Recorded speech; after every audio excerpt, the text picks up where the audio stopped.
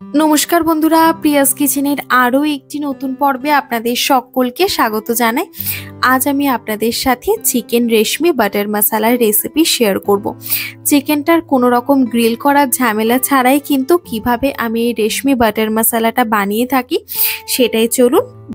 Chicken রেশমি butter মশালা বানানোর জন্য আমি প্রথমেই চিকেনটা ম্যারিনেট করে নেব, যার জন্য একটা মাঝারি সাইজের মিক্সিং বোলে নিয়ে নিয়েছি 500 গ্রাম বোনলেস চিকেন।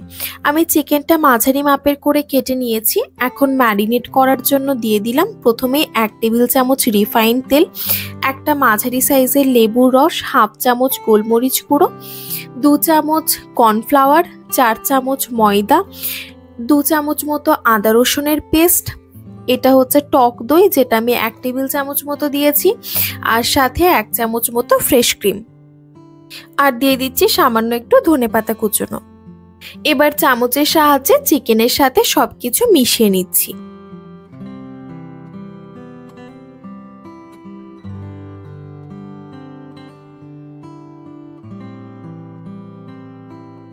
চিকেনটা ম্যারিনেট করা হয়ে গেল। এবার এটা রেস্টে রেখে দেবো মোটামুটি 1 ঘন্টার জন্য। 1 ঘন্টা সময় পর এবার চিকেনটা ভেজে নেব, যার জন্য একটা কড়াই ভালো মতো গরম করে নিয়েছি। তার মধ্যে দিয়ে দিচ্ছি রিফাইন্ড তেল 2 টেবিল চামচ মতো। তেল গরম হয়ে গেছে, এবার একে একে আমি চিকেনগুলো দিয়ে দিচ্ছি। কড়াইটা যেহেতু ছোট তাই জন্য প্রথমেই তো সব চিকেন ভাজা যাবে না, কিছুটা কিছুটা করে আমি ভাজছি। তবে একটুখানি লালচে করে ভেজে নেব, মোটামুটি ধরুন ওই গোল্ডেন ব্রাউন কালারটা আসা অবধি ভেজে নেব তাতে। আর আমি কিন্তু চিকেনটা লো ফ্লেমে ভাজবো, যাতে ভাজার সাথে সাথে সেদ্ধ হয়ে যায় কিছুটা। একদিকটা ভাজা হয়ে গেলে অপর দিকটা ভাজার জন্য উল্টে দিচ্ছি।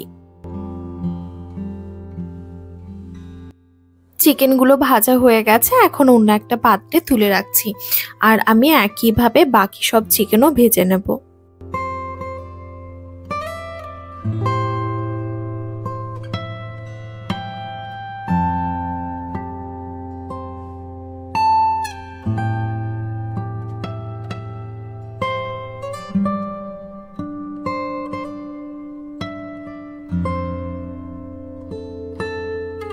চিকেনটা ভাজা হয়ে গেছে, এবার রেশমি বাটার মশালার গ্রেভিটা বানানোর জন্য ওই কড়াইতে দিয়ে দিয়েছি 2 টেবিল চামচ মতো বাটার।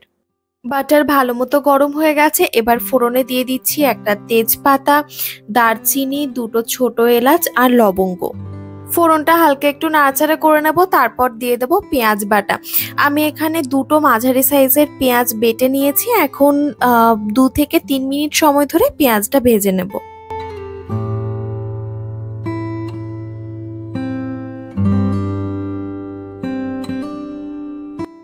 দিয়ে দিচ্ছি 2 চামচ মতো আদা রসুনের পেস্ট। এখন আদা রসুনটা 3 থেকে 4 মিনিট সময় ধরে ভেজে নেব, যাতে আদা রসুনের কোনো রকম কাঁচা গন্ধ আর না থাকে।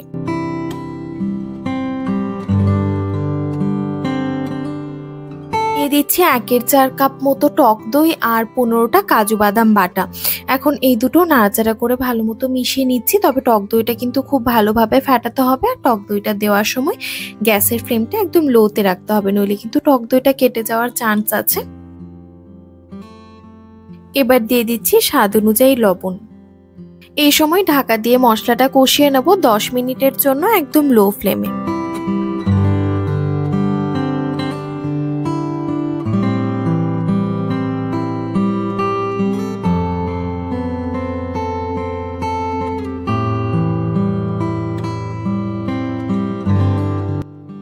দিয়ে দিচ্ছি 1/4 কাপ মতো ফ্রেশ ক্রিম। এখন নাড়াচাড়া করে ফ্রেশ ক্রিমটাও ভালো মতো মিশিয়ে নেব।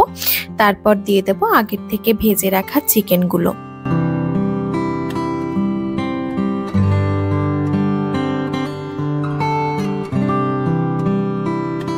ভাজা চিকেনটা মশলার সাথে ভালোভাবে মিশিয়ে নিচ্ছি, তারপরে কিছুটা পরিমাণে জল দিয়ে দেব। আপনারা যেরকম গ্রেভি রাখতে চান সেই অনুযায়ী জলটা দেবেন, তবে জলটা দেওয়ার পর কিন্তু বেশ খানিকক্ষণের জন্য কুক করতে হবে লো ফ্লেমে। তবে আমি এটা খুব একটা গ্রেভি রাখবো না, সেমি গ্রেভির মধ্যেই করব।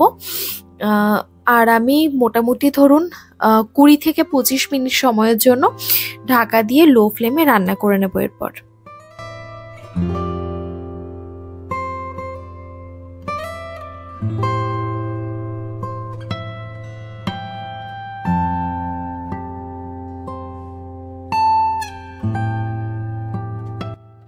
টেস্ট ব্যালেন্সের জন্য দিয়ে দিচ্ছি সামান্য একটু চিনি। রেশমি বাটার মশালাটা একটু হালকা মিষ্টি হলে বেশ ভালোই হয় খেতে। আর তারপর দিয়ে দেবো একটুখানি কাঁচা লঙ্কা আর ধনেপাতা কুচোনো। বাস তাহলেই কিন্তু চিকেন রেশমি বাটার মশালা সার্ভ করার জন্য একদম রেডি হয়ে যাবে। ফ্রাইড রাইস, পোলাও কিংবা নানের সাথে কিন্তু বেশ ভালো লাগে এটা খেতে। আপনারা কিন্তু অবশ্যই একবার বাড়িতে ট্রাই করে দেখবেন। গ্রিল করার কোনো ঝামেলা ছাড়াই কিন্তু আমি রেসিপিটা দেখালাম। ভীষণ সহজও হয় করতে, আর সেরকম বেশি সময়ও লাগবে না। তাহলে চলুন আবারও দেখা হবে আর অন্য একটা ভিডিও নিয়ে। ধন্যবাদ, ভালো থাকবেন।